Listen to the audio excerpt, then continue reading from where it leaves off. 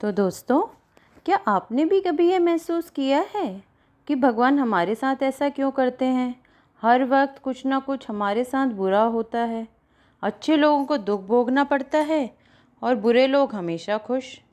तो बात ऐसी है दोस्तों कि किसी भी बात के पीछे भगवान का कोई ना कोई बड़ा प्लान होता है जो हमारे जैसे अज्ञानी नहीं जानते। तो ऐसे ही एक समय की बात है। एक बार एक देवदूत धरती में एक औरत के प्राण लेने आया और उसने देखा कि उसकी 3 बेटियां जो अभी अभी पैदा हुई थी रो रही थी। उनके पिता का देहांत तो 6 महीने पहले ही हो गया था।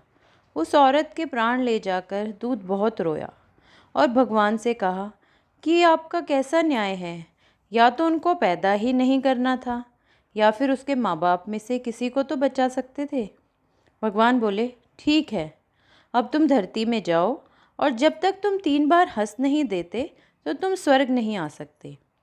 देवदूत ने अगले ही पल अपने को निवस्त धरती पर पाया। ठंड का टाइम तो था, कोई कपड़ा ना होने के कारण वो ठिठुर रहा था। तभी एक मोची वहाँ से गुजरा।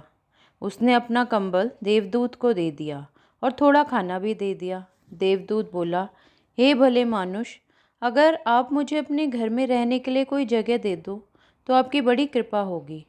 मैं घर का सारा काम कर सकता हूँ।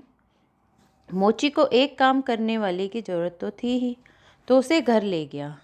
जैसे ही उसने अपनी पत्नी को बताया तो वो चिल्लाने लगी, अरे यहाँ अपने खाने के लिए तो लाले पड़े हैं, अब इसे क्या खिलाएंगे?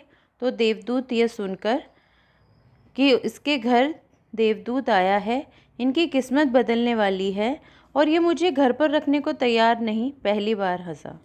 मोची ने पूछा, अरे हंस क्यों रहे हो? देवदूत बोला, बाद में बताऊंगा।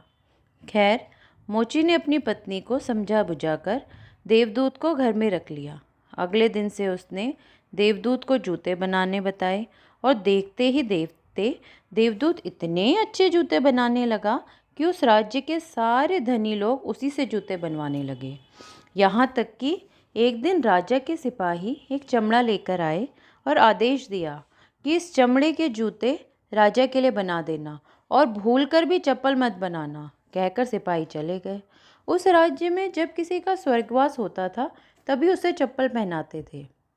मोची ने देवदूत को समझाया कि भूल से भी चप्पल मत बनाना।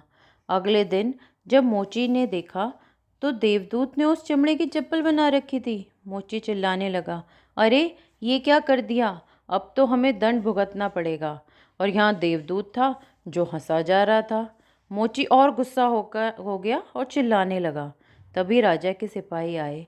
अरे उस चमड़े के जूते तो नहीं बनाए, क्योंकि राजा का कल रात ही स्वर्गवास हो गया और अब तो उन्हें चप्पल में ही विदा करना पड़ेगा। सुनकर मोची की जान में जान आई। कुछ सालों बाद उसी राज्य की रानी ने मोची को नाप के लिए बुलाया, अपने तीनों बेटे और उनकी पत्नियों के लिए जूते बनाने के लिए। मोची ने देवदूत को भेज दिया।